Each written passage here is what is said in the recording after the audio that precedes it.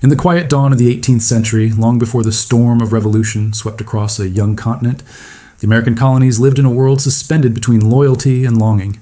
13 colonies stretched along the Atlantic coast, each shaped by different landscapes, different cultures, and different dreams.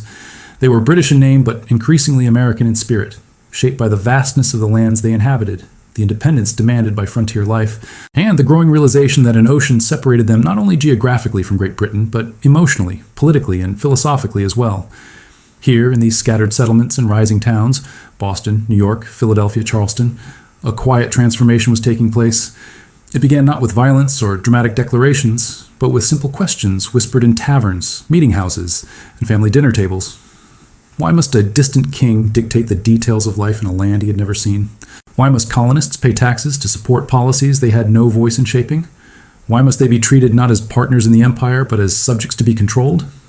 These were not yet the cries of revolution, but the first sparks, small, flickering lights born from daily frustrations and bitter experiences. And yet, beneath those sparks, something deeper was stirring. A sense of identity, a sense of possibility, a sense that perhaps the life they imagined could not be found under the shadow of empire.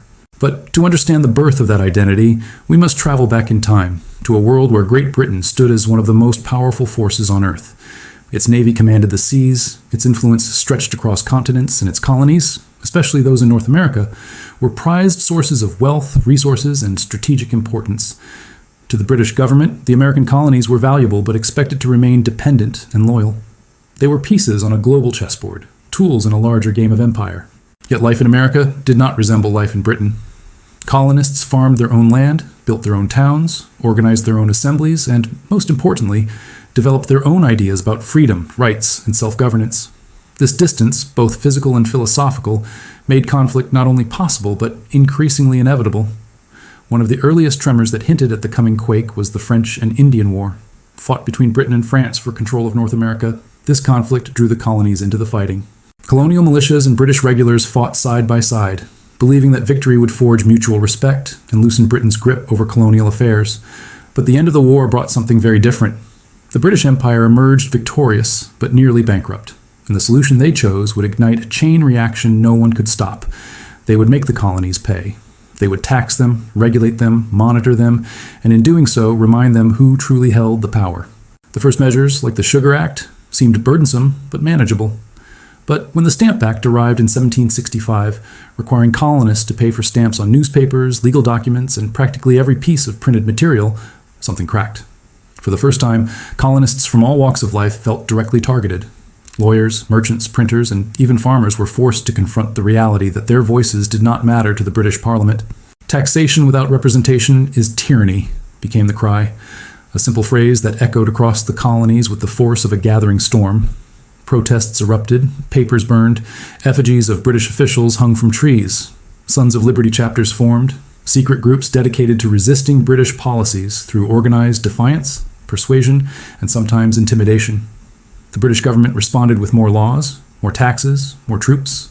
Tensions escalated in the streets of Boston, a city that would soon become the beating heart of colonial resistance. British soldiers patrolled the streets, their red coats a sharper reminder of British authority. Locals resented their presence. Insults were exchanged. Tempers flared. On a cold March night in 1770, these tensions exploded. It began with snowballs and insults thrown at a lone British sentry. More soldiers arrived, more colonists gathered, and in the confusion, shots rang out. 5 colonists fell dead. Blood spread across the icy street. And in that moment, the British Empire appeared not as a protector, but as an oppressor willing to shed colonial blood. The Boston Massacre stirred outrage across the colonies. Pamphlets circulated. Artists captured the scene in dramatic engravings. Preachers spoke of tyranny invading their homeland. Though years would pass before war officially began, the emotional divide had become nearly impossible to heal. Yet even after this tragedy, many colonists still hoped for reconciliation. They wanted fairness, not independence. They sought reform, not revolution. But history had other plans. In 1773, another spark fell onto the dry tinder of colonial anger when Parliament passed the Tea Act. Though its economic impact was small, its symbolism was enormous. Britain was granting the East India Company a monopoly, and in doing so, asserting its right to control colonial trade entirely. In Boston, resistance boiled over. Under the cover of night, a group of men, disguised as Mohawk Indians, boarded British ships and dumped more than 300 chests of tea into the harbor. The water turned dark with leaves and rebellion. The Boston Tea Party was more than a protest. It was an act of defiance so bold that Britain could not ignore it. The response was swift and punishing. The coercive acts, known in the colonies as the Intolerable Acts, shut down Boston Harbor, revoked local autonomy, restricted town meetings, and gave British officials sweeping authority. To many colonists, these laws proved beyond doubt that Britain viewed them not as citizens, but as subjects to be controlled by force. In 1774, representatives from 12 colonies gathered in Philadelphia for the First Continental Congress. Many had never met before.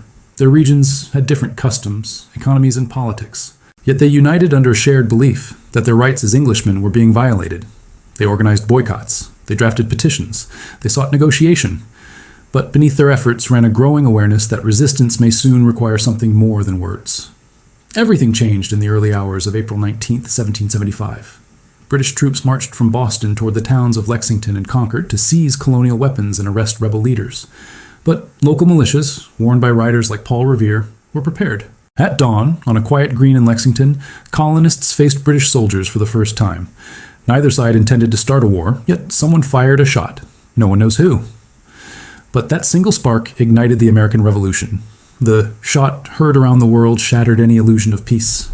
The British marched on, but at Concord's North Bridge, colonial militia struck back, forcing the British into a long, brutal retreat to Boston under constant fire from farmers and townsmen hidden behind stone walls, trees, and fences.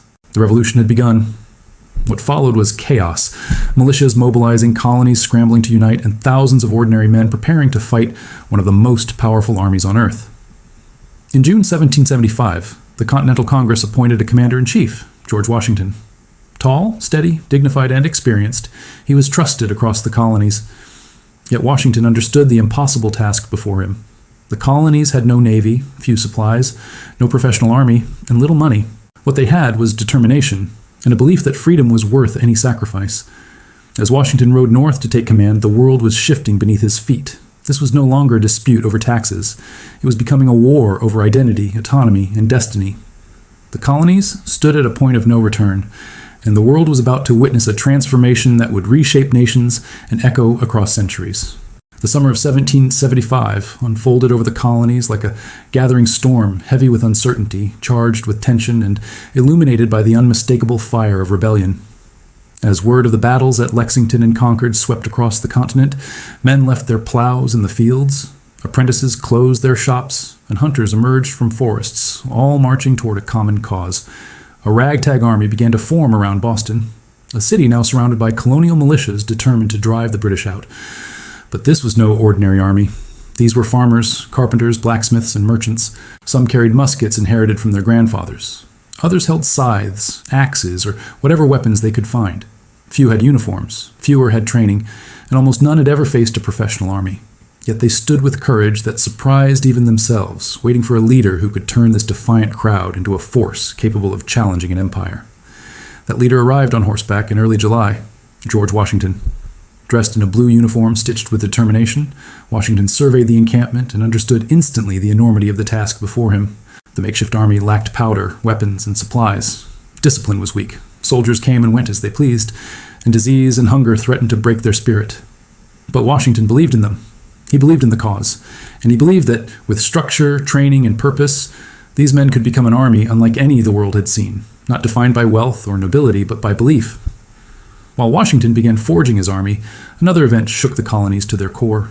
On June 17, 1775, before Washington even arrived, colonial forces clashed with the British on the heights outside Boston.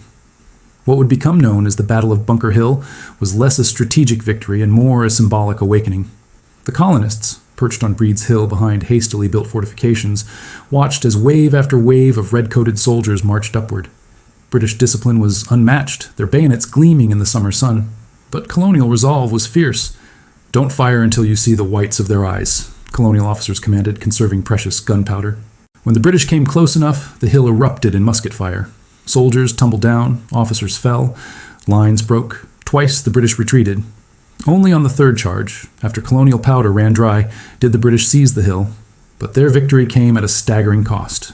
Nearly half of their soldiers lay dead or wounded. The colonists, though forced to withdraw, had proven something far more important than battlefield victory. They could stand toe-to-toe with the King Assa's finest soldiers. The myth of British invincibility was shattered. News of Bunker Hill spread like wildfire. In taverns, churches, and market squares, colonists spoke with new confidence. This was no longer a minor rebellion. It was a struggle with the potential to reshape history. Across the Atlantic, British leaders refused to acknowledge the colonies' growing resolve. Instead, King George III declared the colonies an open rebellion and vowed to bring the full force of the empire to crush them. But as the king tightened his grip, colonial unity strengthened. In Philadelphia, delegates of the Second Continental Congress wrestled with a profound dilemma. Some still hoped for reconciliation, others argued that the time for negotiation had passed. As debates intensified, voices of revolution grew louder. Among them rose a writer whose words would ignite hearts across the continent, Thomas Paine. In January 1776, Paine published Common Sense, a pamphlet that sliced through doubt with remarkable clarity.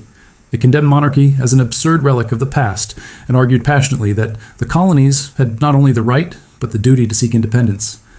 The sun never shined on a cause of greater worth, Paine wrote. His words spread from town to town, carried by printers, sailors, and travelers. Within months, more than 100,000 copies circulated, a staggering number for the time. Paine's fiery message turned hesitant colonists into committed patriots.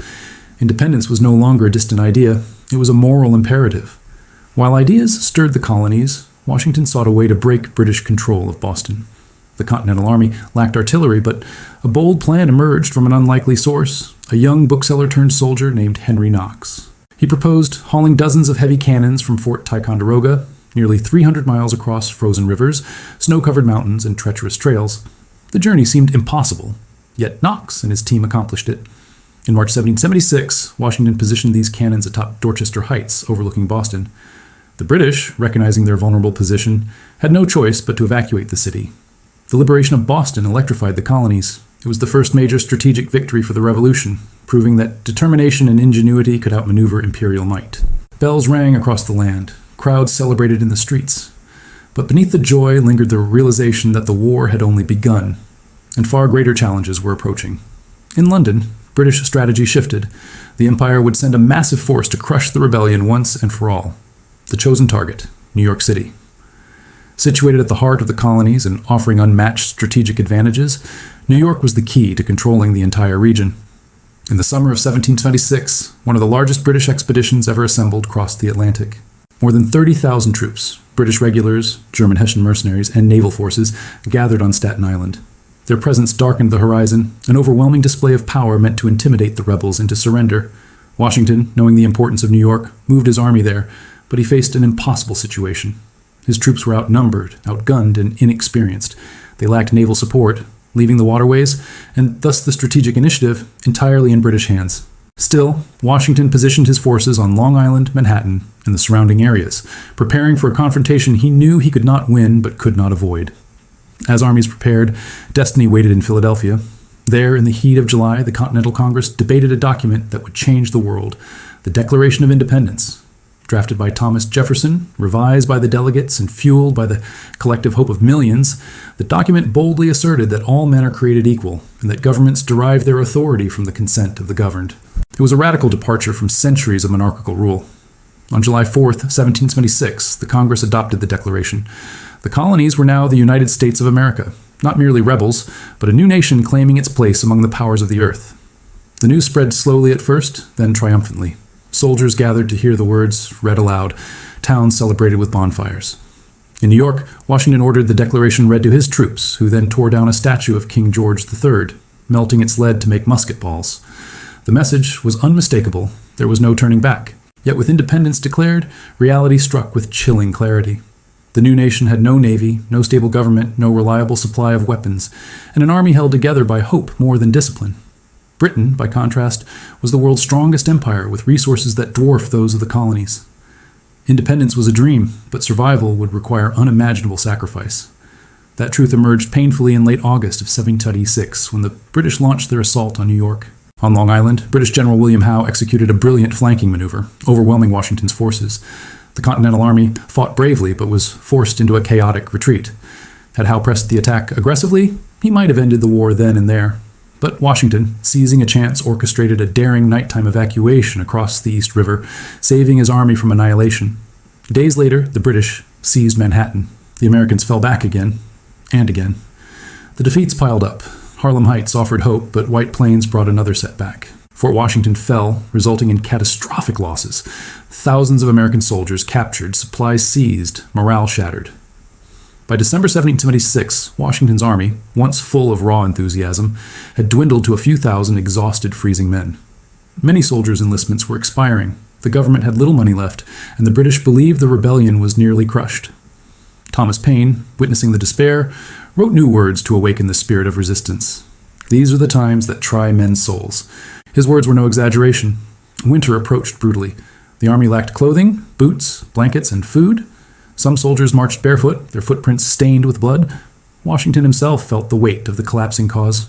But in his heart, he believed the revolution could not die in its cradle, not if he could still fight. He needed a victory, a bold, unexpected strike, something to reignite hope. That opportunity lay across the icy Delaware River in the small town of Trenton, New Jersey. There, a Hessian garrison of nearly 200 soldiers sat unaware of the storm gathering just miles away. On Christmas night, while the Hessians feasted and celebrated, Washington prepared his own daring plan. His men would cross the frozen river in complete secrecy, march through a blizzard, and attack at dawn.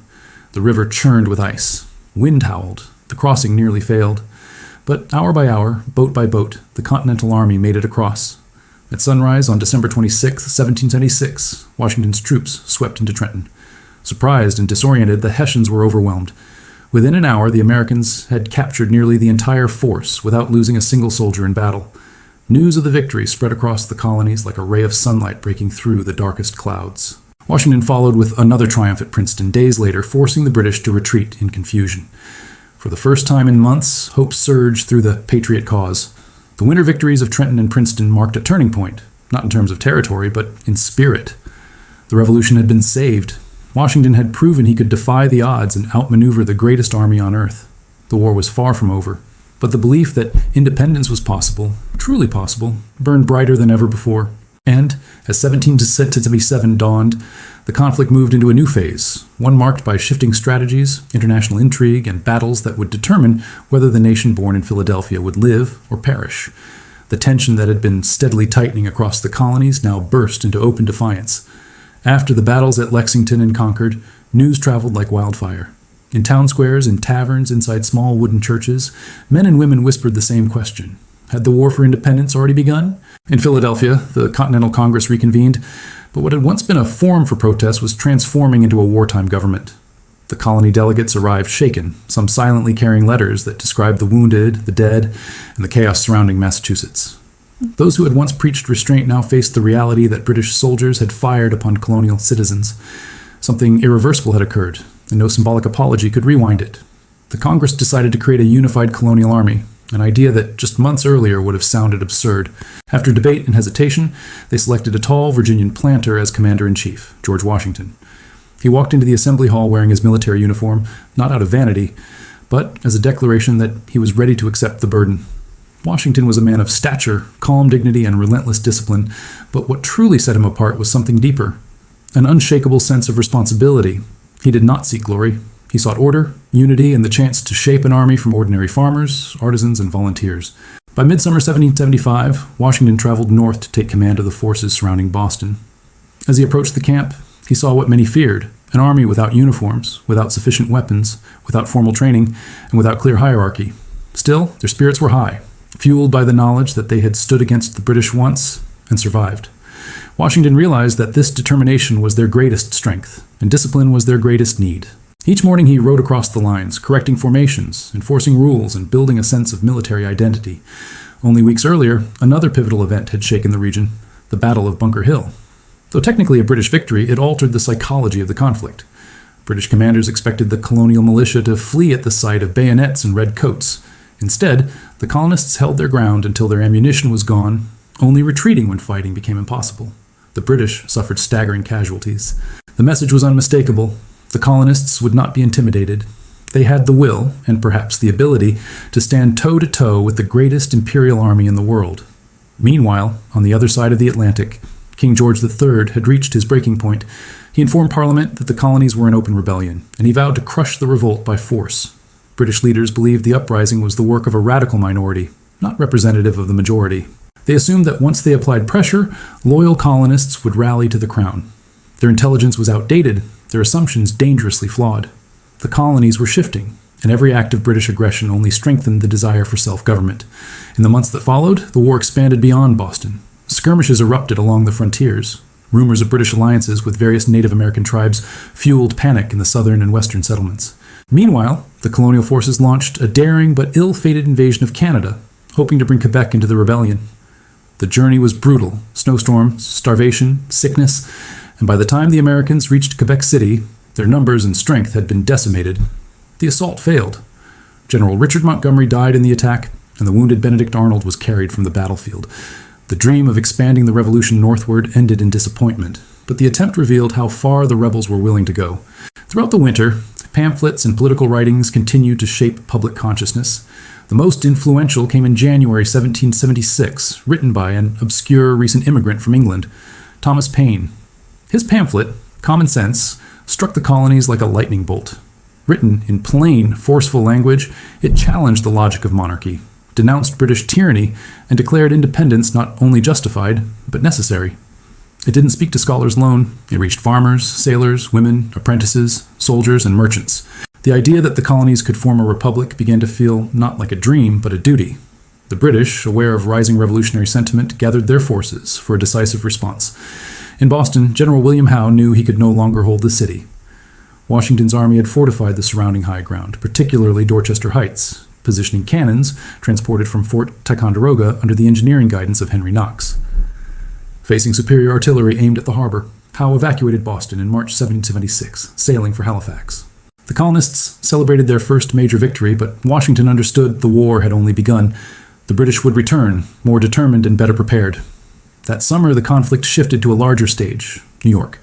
Its harbors were essential, its geography strategic, and its political climate deeply divided. Washington moved his army south, preparing to defend the city, but he soon faced an overwhelming sight: hundreds of British ships arriving off Staten Island. It was one of the largest naval armadas ever assembled at that time. Tens of thousands of British and Hessian troops were on board, ready to crush the rebellion in a single decisive campaign. As Washington braced for battle, political revolution was unfolding in Philadelphia. Delegates in the Continental Congress had spent months debating the question that loomed over every decision: independence. Some hesitated, fearing civil war, economic collapse, or foreign invasion. Others argued that reconciliation was now impossible. Finally, on July 2, 1776, the Congress voted in favor of independence. 2 days later, they adopted the Declaration of Independence, a document that would transcend its era. Though drafted by Thomas Jefferson, it was shaped by committees, debates, and revisions. Its most iconic lines proclaimed not only separation from Britain, but a philosophy of human equality that would echo across centuries. When the Declaration was read aloud in public squares, crowds cheered, bells rang, and symbols of royal authority were torn down. But independence was not a shield. It was a challenge, a fragile promise that could only survive if the colonists defeated the empire, now preparing to strike with full force. Back in New York, the British prepared a multi-pronged assault. Washington divided his forces across Long Island, Manhattan, and Brooklyn, but the British numbers dwarfed his own. In late August, the British launched the Battle of Long Island. Their strategy was swift and devastating. Using a flanking maneuver through the Jamaica Pass, they struck the American lines with overwhelming force. The American position crumbled. Many soldiers were captured, others fled. Washington watched the destruction unfold, powerless to halt it. Yet in the aftermath, he orchestrated one of the most remarkable escapes in military history, evacuating his entire army across the East River under the cover of night and fog. Not a single boat was lost. The army lived to fight another day. But the losses continued. The British captured Manhattan and Fort Washington, imprisoning thousands of Americans. Supplies ran low, soldiers deserted. Winter approached and morale plummeted. The revolution teetered on the brink of collapse. Some predicted the movement would dissolve before the new year. British commanders anticipated surrender. They believed the rebellion was effectively over. In Philadelphia, panic spread. Some members of Congress fled the city, fearing British invasion. Newspapers openly questioned whether the cause was doomed. Washington, burdened by the responsibility of keeping the revolution alive, recognized that he needed a bold move, something that would reverse the downward spiral. And so he turned to a desperate plan: a surprise attack across the icy Delaware River. The winter of 1776 was unforgiving. Washington's troops, under-equipped and exhausted, marched silently through snow and freezing rain. Some wrapped their feet in rags, others marched barefoot, leaving bloody prints behind them. At dawn on December 26th, they struck the Hessian garrison at Trenton. The attack was swift, unexpected, and decisive. Washington secured a victory that electrified the colonies. A week later, he won another battle at Princeton. These victories rekindled hope at the moment when hope seemed lost. Yet the war remained unpredictable. For every triumph, adversity followed. British forces regrouped, shifting their focus to the middle colonies. Meanwhile, internal divisions surfaced among Americans themselves. Loyalties were not always clear. Neighbors argued against neighbors. Families were torn apart. Some colonists remained faithful to the crown, believing the rebellion reckless and illegal. Others simply wanted peace, seeing no benefit in continued conflict. The war was not solely a contest between armies, it was a struggle within society. As the new year began, the British prepared a strategy they believed would strangle the revolution. A three-pronged campaign designed to isolate New England and crush the rebellion from within. General John Burgoyne would march south from Canada. Another force would move east from Lake Ontario. And General Howe, based in New York, was expected to move north along the Hudson River. If the plan succeeded, the colonies would be split in two. The heart of the rebellion would be severed.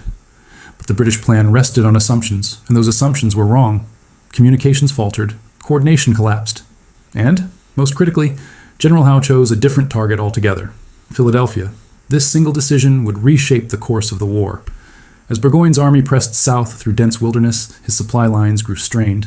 And what British planners envisioned as a smooth march became a grinding ordeal. American militias continually harassed the advancing forces, felling trees, blocking roads, and conducting hit-and-run attacks.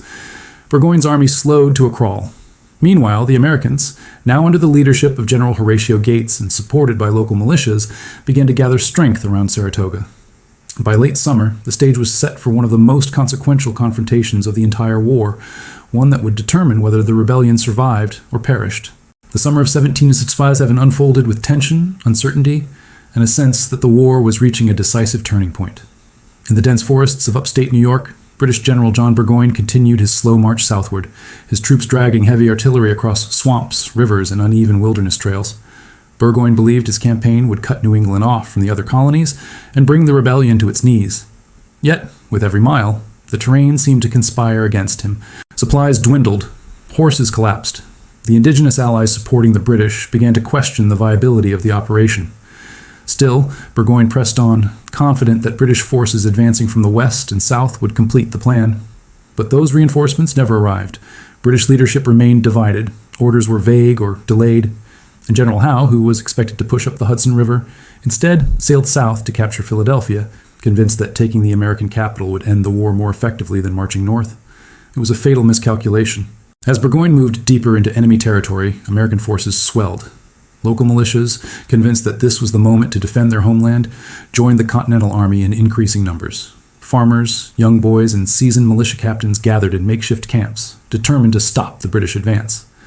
General Horatio Gates took command, but it was the leadership of certain field officers, most notably Benedict Arnold, that infused the army with energy and aggression. The two sides collided at the battles of Saratoga. The first engagement, at Freeman's Farm, was brutal and chaotic. Smoke from musket fire thickened the air as soldiers maneuvered through forests and cornfields. Arnold, restless and fiery, directed attacks that inflicted heavy casualties on the British. Though Burgoyne managed to hold the field, the Americans demonstrated that they could fight with precision and ferocity. Weeks later, at Bemis Heights, the Americans pressed the advantage. They attacked relentlessly, driving the British back and shattering their formations. Burgoyne realized that his position was hopeless. Surrounded, outnumbered, and deprived of supplies, he surrendered his entire army in October 1767. The news sent shockwaves across the colonies and reverberated across Europe. Saratoga was more than a military victory. It was proof that the Americans could stand against a world power, proof that the rebellion had the potential to succeed, and proof that foreign nations, especially France, should reconsider their hesitation. The French had long been watching the conflict, driven by both strategic interest and a lingering desire for revenge against Britain after their losses in the 7 Years' War. Until Saratoga, they doubted the Americans could endure. But now, with the British forced into capitulation, French confidence surged. Benjamin Franklin, serving as a diplomat in Paris, seized the moment. His charm, wit, and political skill captivated the French court. Aristocrats were intrigued by his simplicity, his fur cap, his modest demeanor, and his ability to speak with both elegance and humility. Franklin knew that the American Revolution needed more than sympathy. It needed guns, ships, money, and a powerful ally.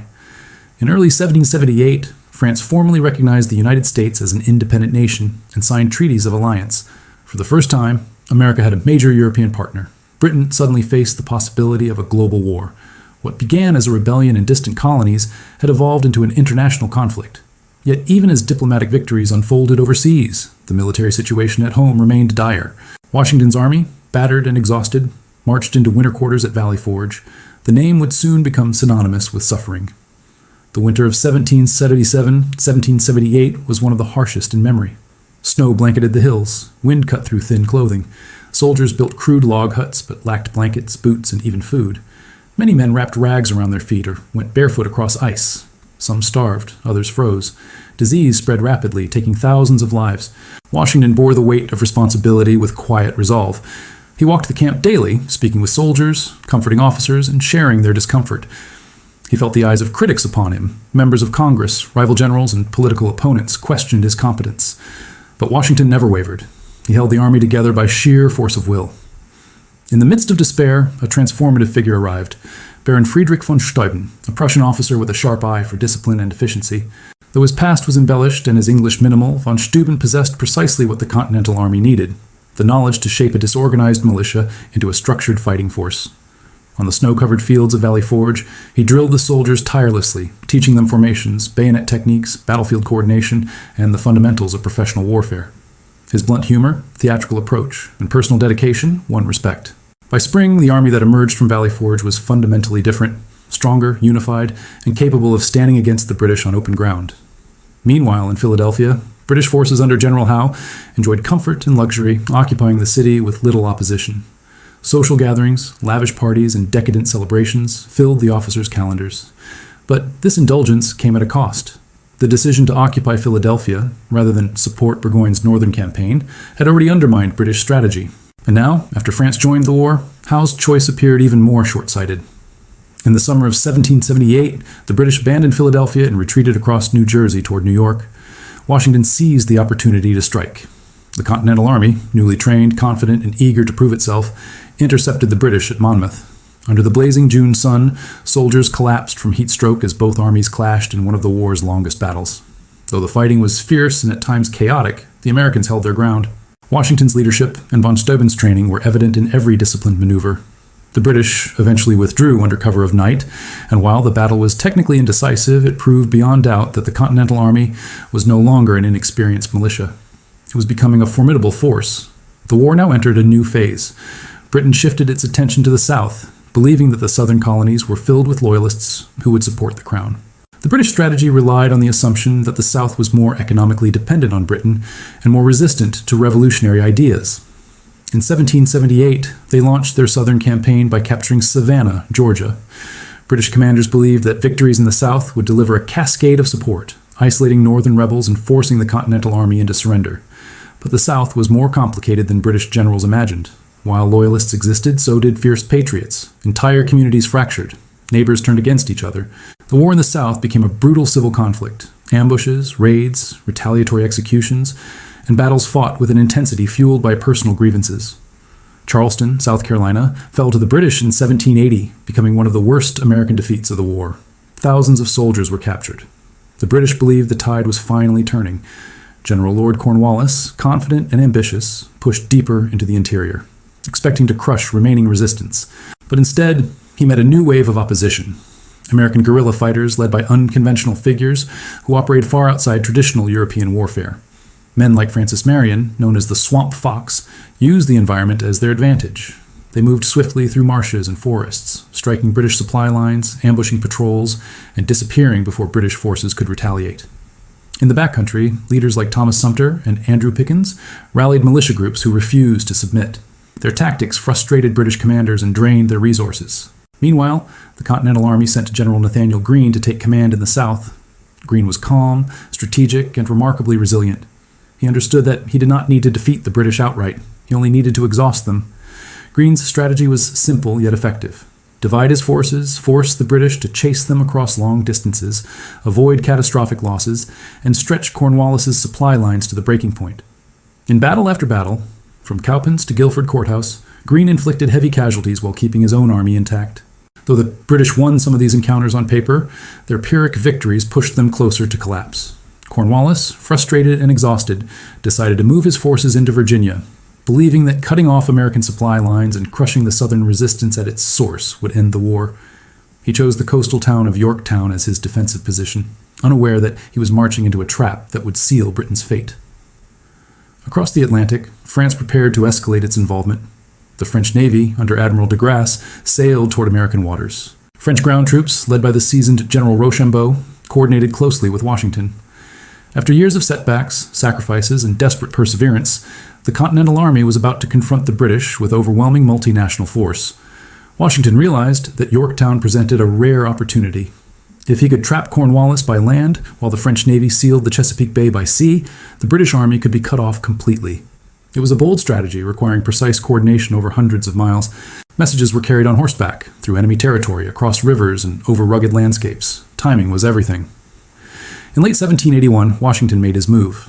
While the British in New York expected him to attack Manhattan, Washington deceived them, marching south with the bulk of the Continental Army. The French troops marched alongside them. It was a monumental journey, long, grueling, and marked by the hope that this was the moment they had all been waiting for. As Washington closed in on Yorktown, Admiral de Grasse engaged the British Navy in the Battle of the Chesapeake. The French emerged victorious, securing control of the bay and ensuring that Cornwallis would receive no reinforcements, no escape routes, and no supplies. The trap had been sprung. By September, American and French forces surrounded Yorktown. Siege lines were dug, artillery batteries were positioned. The bombardment began, day and night. Cannon fire shook the ground, destroying British fortifications and wearing down morale. Cornwallis found himself isolated, encircled, and outmatched. His soldiers, exhausted and running out of ammunition, watched as American and French siege trenches crept closer and closer. In mid-October, after a failed breakout attempt and constant bombardment, Cornwallis accepted the inevitable. He surrendered his army. The news spread like wildfire. Bells rang. Celebrations broke out in cities and villages. Though smaller battles would continue, the war was effectively over. Britain had lost the ability and the will to continue fighting. In London, political support for the war collapsed. Members of Parliament spoke openly of the need to end the conflict. Years of expense, humiliation, and military failure had turned public opinion decisively against continuing the war. Peace negotiations began, leading to the Treaty of Paris in 1783. The treaty recognized the independence of the United States and established borders that stretched from the Atlantic Ocean to the Mississippi River. For the soldiers, farmers, women, and children who endured 8 years of hardship, the war left scars, emotional, physical, and economic. Thousands had died. Communities had been divided. But a nation had been born, built on the belief that ordinary people had the right to define their own destiny. Washington, who had been offered power far beyond the role of a general, stunned the world. Instead of using his position to seize authority, he resigned his commission and returned to his farm at Mount Vernon. His decision became a defining moment in global history, a demonstration that the ideals of the Revolution were not simply political slogans but principles to be lived. The American Revolution was not a perfect story.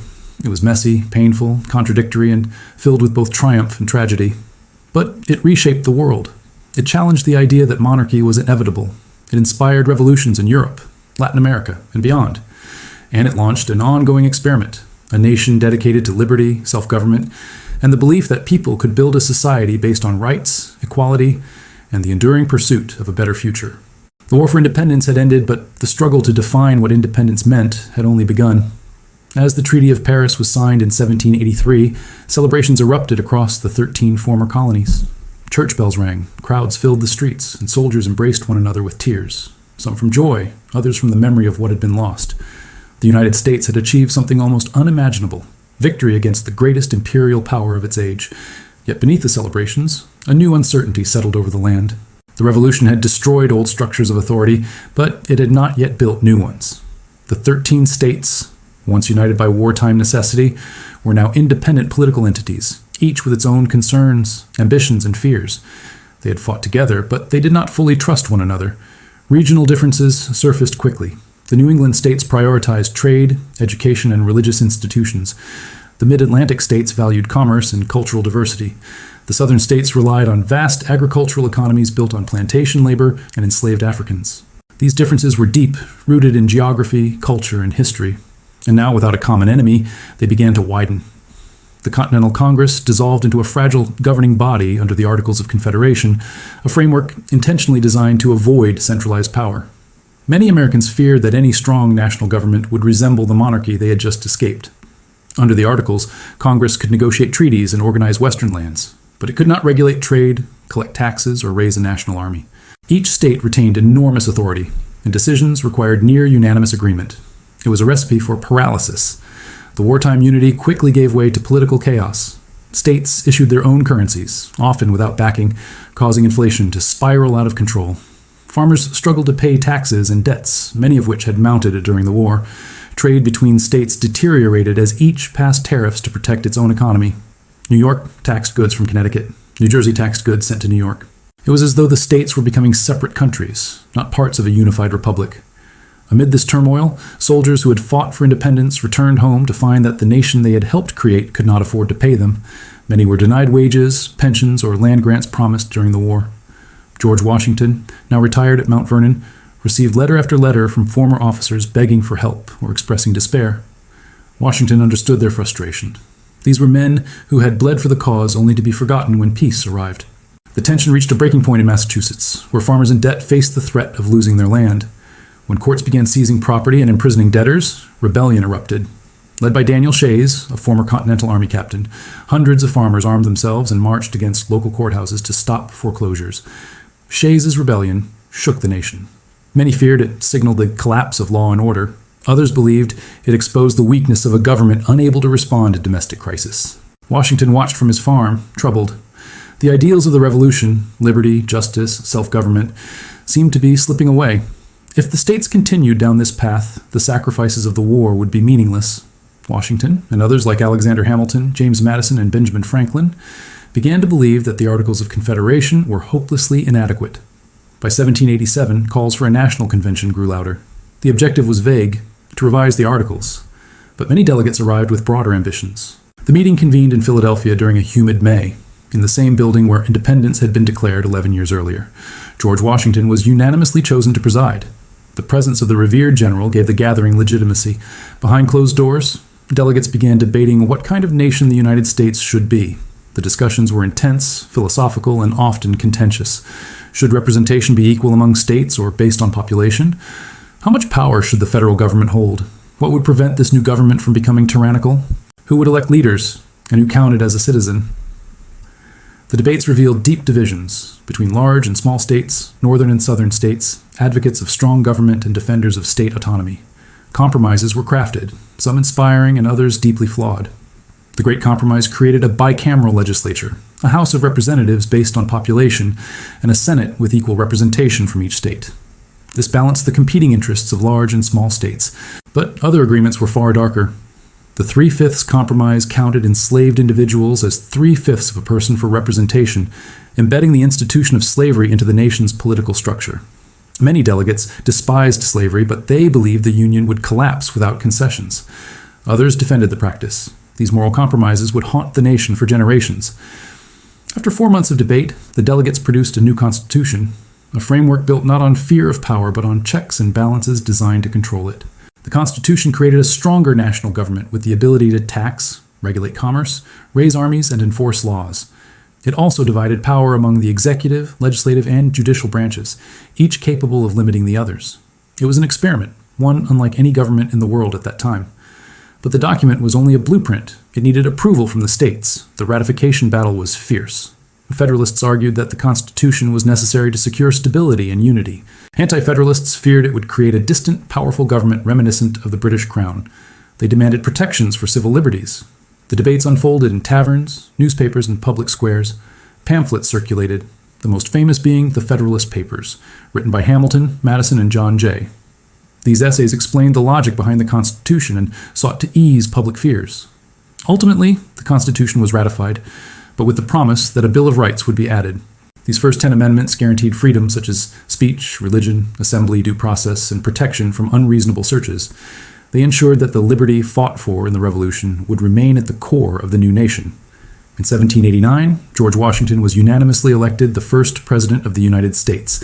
He accepted the role reluctantly, believing it a final duty rather than a personal ambition. When he took the oath of office in New York City, he understood that he was not just leading a country, he was shaping a precedent. Every decision he made would become a model for the presidents who followed. Washington carefully balanced his authority, avoiding any appearance of monarchy. He formed a cabinet of advisors, including Thomas Jefferson as Secretary of State and Alexander Hamilton as Secretary of the Treasury, two men with starkly different visions for America's future. Jefferson envisioned a nation of small farmers, decentralized government, and strict limits on federal power. Hamilton believed the United States must embrace commerce, industry, strong national authority, and a stable financial system. The clash between Jefferson and Hamilton was more than a personal rivalry.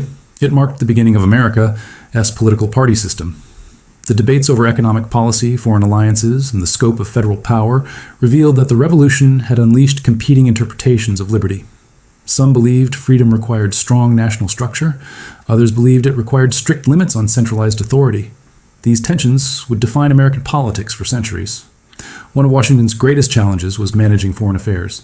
The young nation was weak compared to European powers, and the French Revolution, sparked partly by the example of the American Revolution, plunged Europe into chaos. France expected American support in its war against Britain, but the United States, fragile and deeply divided, could not afford another conflict. Washington declared neutrality, a decision that both saved the nation and angered many citizens who sympathized with revolutionary France. Internally, conflict brewed as well. Hamilton's financial policies, including the creation of a national bank, triggered fierce opposition. In western Pennsylvania, farmers rebelled against a tax on whiskey, believing it favored wealthy elites. Washington responded decisively. He mobilized a militia force to suppress the uprising, demonstrating that the new federal government had both the authority and the resolve to enforce its laws.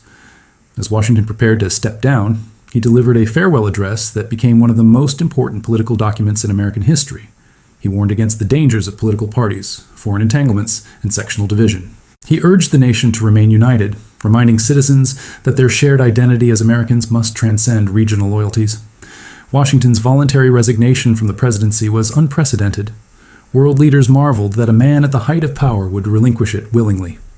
His decision embodied the principles of the Revolution. Power belonged not to individuals, but to the people. The years after Washington's presidency were marked by continued growth, tension, and transformation. John Adams, the second president, struggled with internal divisions and foreign pressure, particularly during the quasi-war with France. The Alien and Sedition Acts, passed during his administration, restricted speech and targeted immigrants, revealing the fragility of civil liberties, even in a nation founded on freedom. These actions sparked outrage and played a role in Adams losing the presidency. In 1801, Thomas Jefferson became the third president after a heated electoral battle that was ultimately decided in the House of Representatives. The peaceful transfer of power from one political party to another became a defining moment, proof that the Republic could withstand political conflict without collapsing into violence. Jefferson sought to reduce government power, eliminate taxes, and support westward expansion. His most significant achievement, the Louisiana Purchase, doubled the size of the nation and opened vast territories for settlement, for better and for worse. As the young republic expanded, it confronted new challenges and contradictions. Native American nations resisted encroachment on their lands, leading to conflicts shaped by broken treaties and competing visions of the future. Slavery spread into new territories, intensifying moral and political tensions. Enslaved Africans and African Americans continued to endure brutality and exploitation, even as the nation celebrated its founding ideals of liberty and equality. The American Revolution had unleashed a set of principles that were larger than the nation itself. Those principles, freedom, equality, self-determination, were powerful, but their full meaning was far from realized. Women, indigenous peoples, and enslaved Africans had contributed immeasurably to the revolution, yet they were denied the rights promised in its rhetoric. Over the decades and centuries to come, new movements would rise, invoking the revolution's ideals to demand justice, inclusion, and civil rights. Despite its flaws, the revolution transformed global politics. Monarchies across Europe trembled at the example of a successful republic. People in Latin America, led by figures like Simón Bolívar, looked to the United States for inspiration as they fought for independence. The revolution became a symbol of hope for oppressed populations worldwide. Yet for Americans, the revolution was not just a moment in time. It was a continuous project, a promise to build a society rooted in liberty and governed by its citizens. The Constitution provided a framework, but each generation would be tasked with defining what freedom meant, who it included, and how it would be protected.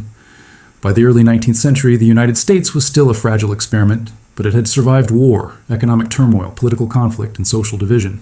It had constructed a government unprecedented in human history. It had begun to forge a national identity from diverse colonies with competing interests, and it had embedded in its foundation an aspiration, a belief that people, united by common ideals rather than birth or monarchy, could govern themselves. The American Revolution did not end with the Treaty of Paris. It did not end with the Constitution, or Washington's presidency, or Jefferson's reforms. It became woven into the identity of a nation that would continue to evolve, struggle, and redefine its values. Generations to come would revisit the Revolution's principles, expand them, challenge them, and fight for them. The Revolution, in its essence, was a declaration that government derives its power from the people, that freedom is not granted from above, but claimed from below, and that the pursuit of a more perfect union is never finished. In the final chapter of the American Revolution, the war enters a new psychological phase. Guns still thunder across scattered fronts, but the center of gravity shifts from battlefields to negotiation tables, from bayonets to ideas, from open conflict, to the fragile design of a nation that does not yet know what it wants to be. Victory has been tasted, but it has not been secured.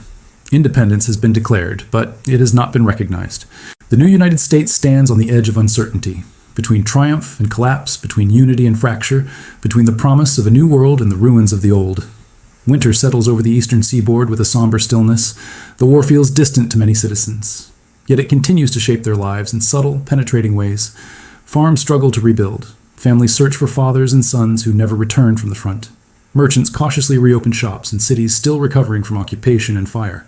There's exhaustion, yes, but also a quiet, persistent hope that the worst might finally be over. Across the Atlantic, the conflict becomes part of a larger geopolitical game.